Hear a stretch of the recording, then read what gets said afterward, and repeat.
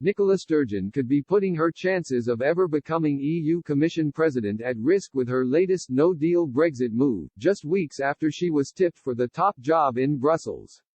The SNP have used their growing momentum in recent years to convince the EU that Scotland should have a seat at the bloc's table. European Commission President Ursula von der Leyen is a self-confessed fan of First Minister Nicola Sturgeon. On top of this, Belgian MEP Philippe Lamberts told Express.co.uk earlier this month that Ms. Sturgeon could one day take the top job in Brussels. He said, "Nicola Sturgeon comes across as a genuine person, politically astute and someone whose word can be trusted. I can imagine her being president of the European Commission." However, Ms. Sturgeon risks infuriating Brussels as the SNP prepares to vote against Prime Minister Boris Johnson's Brexit deal.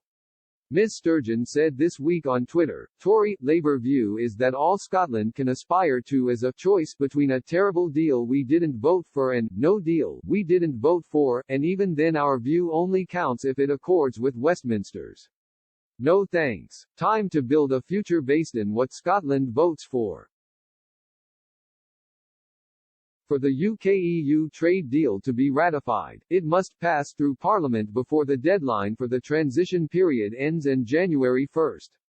This means that the deal being voted down on Wednesday could lead to a no-deal Brexit, something Ms. Sturgeon has been a vocal opponent of. A no-deal Brexit would have a negative economic impact on the UK and the EU, meaning the SNP's manoeuvre could anger both sides of the English Channel.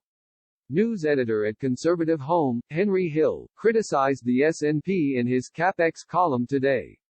He said, "It's rare for something to be both comical and deeply tedious, but how else to describe the Scottish National Party's contortions as it tries to justify voting against the Brexit deal after spending years alleging that a no-deal outcome was the worst possible."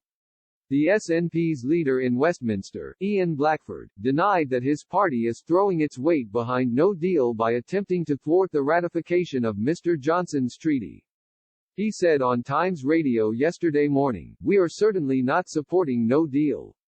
No deal is something that would be a disaster for all of us. The best deal that we've got is the one we currently have where we're still in the single market and customs union. All the economic evidence, including from the UK government, is that we are all going to be poorer with this deal.